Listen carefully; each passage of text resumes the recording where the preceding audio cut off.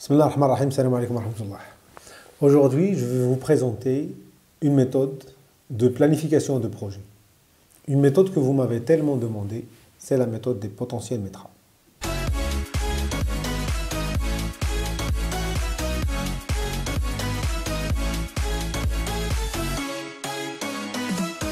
La méthode des potentiels METRA est une technique d'ordonnancement de projet, comme les méthodes PERT, Gantt et d'autres.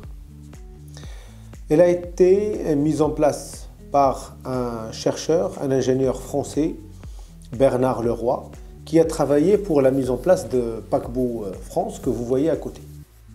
Cette méthode leur a permis de définir la durée du projet, mais surtout de réduire la durée du projet. Et comme vous savez, lorsqu'on parle de durée, le temps, c'est de l'argent.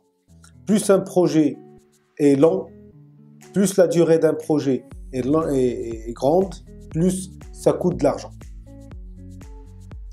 Donc c'est important de définir la durée du projet et c'est important d'avoir une méthode qui permet de réduire le délai de réalisation du projet. Mais comment ça marche? Lorsqu'on a un projet, n'importe quel projet, il est composé de différentes tâches.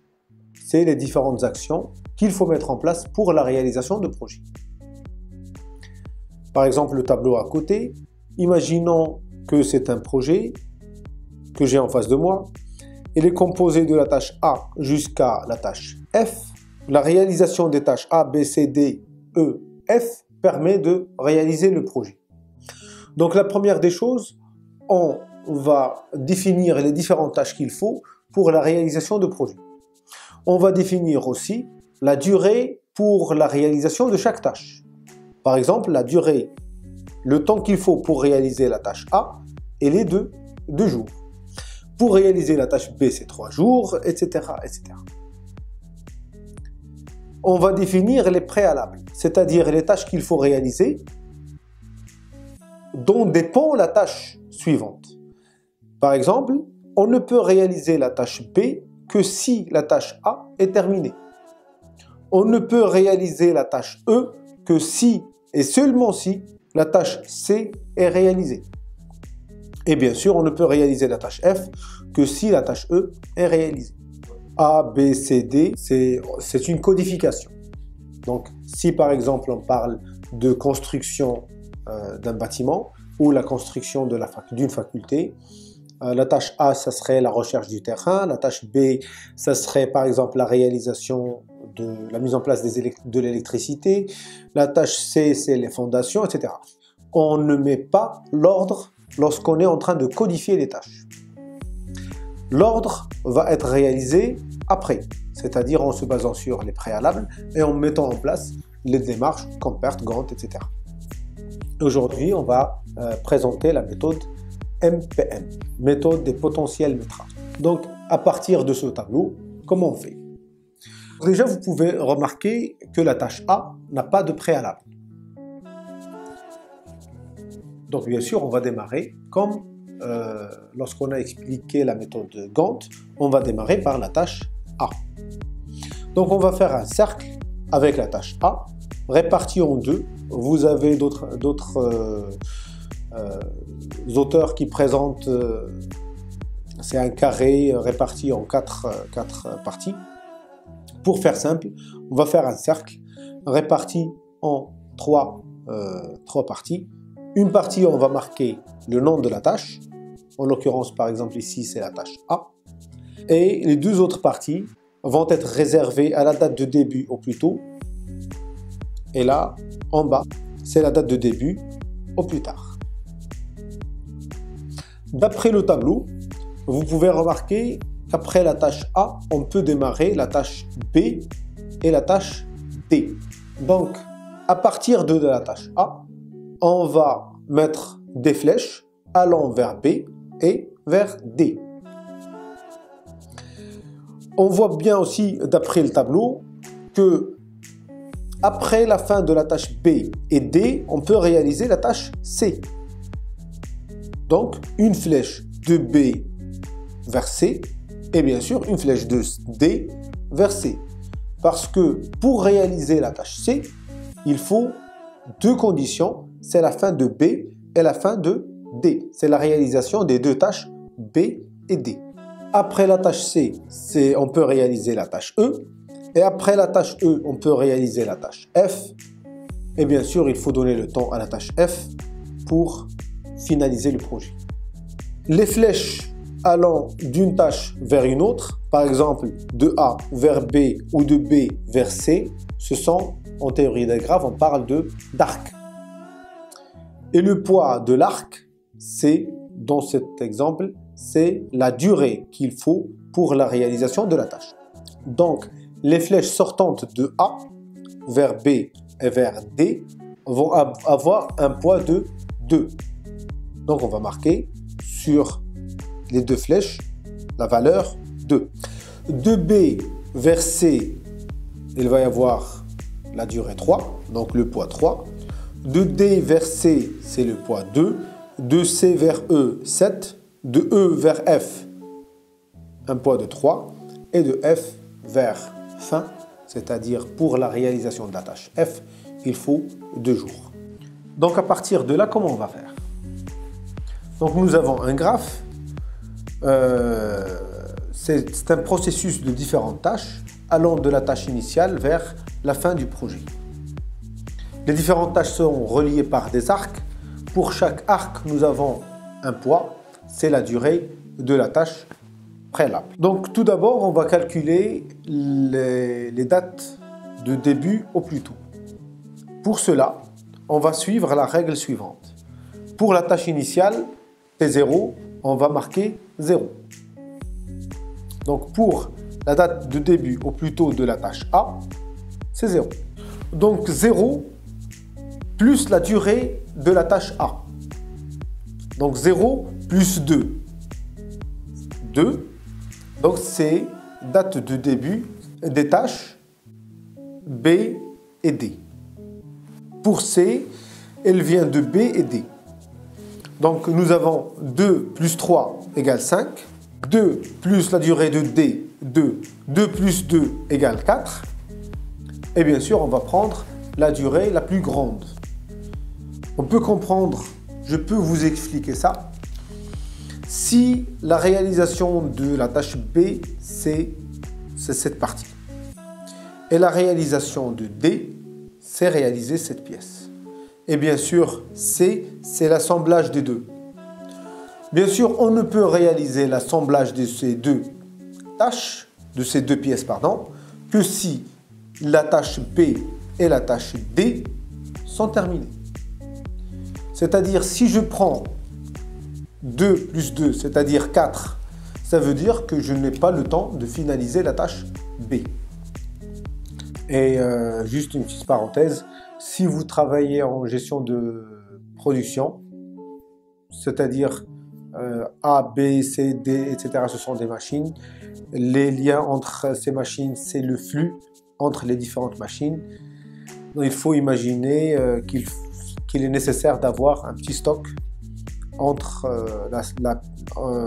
la machine D et la machine C. Tout simplement pour attendre l'arrivée des pièces B. Voilà, je ferme la parenthèse. Donc on prend la valeur la plus grande, c'est 5. 5 plus 7, c'est la durée pour réaliser la tâche C. 5 plus 7, c'est 12. Donc 12, c'est la date de début au plus tôt par rapport à E. 12 plus 3, c'est 15. Et 15 plus 2, c'est 17. Et comme ça, on définit les dates de début au plus tôt des différentes tâches et surtout la durée du projet. Donc il faut 17 jours pour réaliser ce projet. Et là, on va définir les dates de début au plus tard. Il suffit de faire l'inverse. C'est-à-dire, on va partir de la dernière tâche, du fin de projet, vers la tâche initiale. Pour la fin du projet, il n'y a pas de date de début au plus tôt, date de début au plus tard. C'est la fin. Donc c'est 17. Et là, on va prendre 17 moins 2. 2, c'est la durée de la tâche F, égale 15. 15 moins 3. 3, c'est la durée pour la réalisation de la tâche E. Donc 15 moins 3 égale 12. 12 moins 7 égale 5. De C, on peut aller vers B et vers D. Donc 5 moins 3 égale 2. Donc date de début au plus tard de la tâche B, c'est 2. Et vers D, 5 moins 2 égale 3. Et vers A, on peut soit venir de B, soit de D. Donc B, 2 moins 2 égale 0. Par rapport à D, 3 moins 2 égale 1. Et bien sûr, on va prendre la valeur la plus faible, 0. Et comme vous pouvez voir, on a réalisé la méthode des potentiels METRA sur cet exemple. On a un projet avec 6 tâches allant de A vers F. La durée du projet est de 17 jours. On remarque que les dates de début et date de début au plus tôt et date de début au plus tard de plusieurs tâches sont égaux. Donc on parle de tâches critiques. Pour la tâche D, c'est la seule tâche non critique dans cet exemple. Date de début au plus tôt, elle est différente de la date au début au plus tard. Et bien sûr, la marge qu'on peut avoir sur la tâche D, la marge globale, c'est 1. Donc, date de début au plus tard, moins date de début au plus tôt. 3 moins 2 égale 1. Toutes les autres tâches sont des tâches critiques. Donc, comme vous pouvez voir, ça représente le chemin critique. C'est important de définir le chemin critique parce que tout simplement, pour un pilote de projet, ce sont des tâches qu'il faut mettre toute l'énergie nécessaire pour ne pas avoir un retard. Parce que tout simplement, un retard sur une tâche critique, ça va se répercuter sur la durée totale du projet. Dans l'exemple, un retard d'une journée sur la tâche B va être ressenti sur la durée totale du projet. Si B prend un retard d'une journée, c'est-à-dire on va la terminer le 3e jour, je vous laisse faire le calcul, la fin du projet sera le 18e jour, donc un retard d'une journée. Si la tâche C prend 2 jours de retard, on va terminer le 19e jour, donc 2 jours de retard. Chaque retard sur les tâches critiques va se ressentir sur la durée du projet. Et pareil, pour la tâche D, nous avons une marge d'une journée. Si on enregistre un retard qui dépasse une journée, supérieur à une journée, par exemple 2 ou 3 jours, on prend l'exemple de 2 jours. Si on prend un retard de 2 jours sur la tâche D, on va avoir un retard d'une journée sur la durée du projet total. Donc, on peut se permettre d'avoir un retard d'une journée. C'est la marge de la tâche D, pas plus. Si c'est plus, on va le ressentir sur le projet. J'espère que vous avez compris. Pour vérifier cela, je vous donne un autre exemple. C'est le tableau qui s'affiche à côté. Donc, c'est un projet composé de tâches A jusqu'à la tâche I. Vous avez les durées et vous avez les tâches préalables. Si vous voulez réaliser l'exemple avant de voir la solution, je vous propose de faire une pause. Sinon, la solution s'affichera dans 5 secondes.